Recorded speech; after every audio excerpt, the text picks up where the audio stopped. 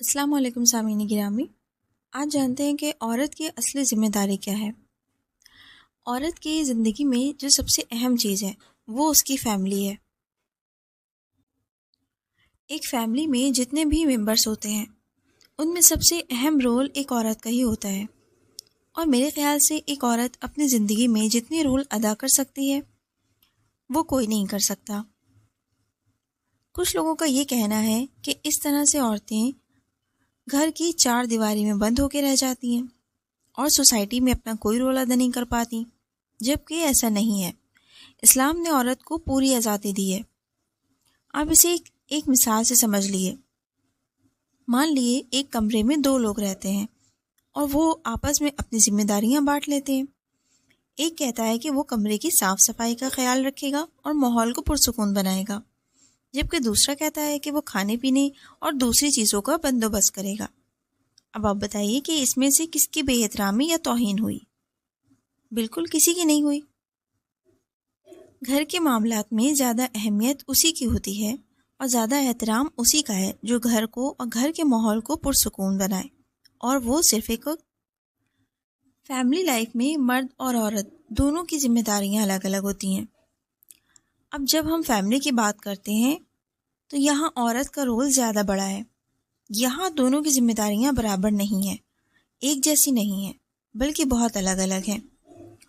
عورتوں کی ذمہ داری زیادہ اہم ہے۔ اگر آپ چھوٹی چھوٹی چیزوں میں بھی غور کریں تو آپ کو نظر آئے گا کہ مرد کا رول کتنا ہے اور ایک عورت کا رول کتنا ہے۔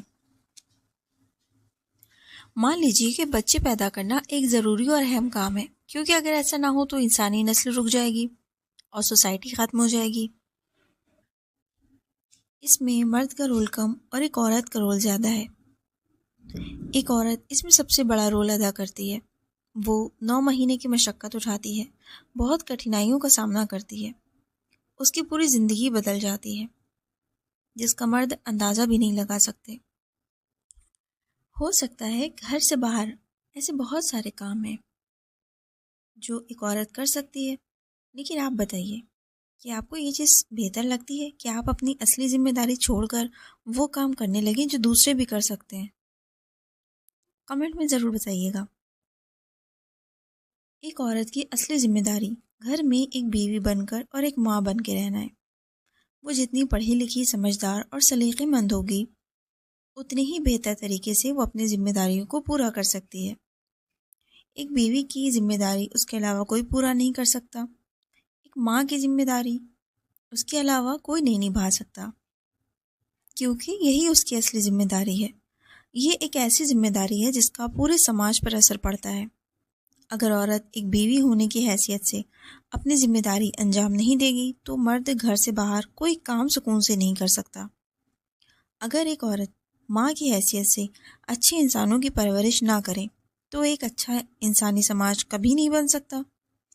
کیا کسی انسان کے لیے اس سے بڑا کوئی کریڈٹ ہو سکتا ہے کہ وہ انسانی سماج کو سنوارنے میں اہم رول نبھائے؟ یہ رول ایک عورت کو ادا کرنا ہے۔ کچھ لوگ سمجھتے ہیں کہ عورت کا کام گھر میں رہنے کا اور فالتو بیٹھے رہنے کا ہے۔ یہ غلط سوچ ہے۔ اسی لیے ہم سوچتے ہیں کہ عورت کو گھر سے نکل کر سماج میں آنا چاہیے اور مرد کے کندھوں سے کندھے ملا کر سوسائٹی کو ترقی کی طرف لے جانا چاہیے۔ سچائی یہ ہے کہ عورت گھر میں رہ کر سب سے بڑا اور سب سے اہم کام کر سکتی ہے، ایسا کام جو بہت سخت ہے، جو بہت کٹھن ہے، جو مردوں کے بس کی بات ہی نہیں ہے۔ اسی لیے میں کہتی ہوں کہ عورت کے بنا گھر گھر نہیں ہے۔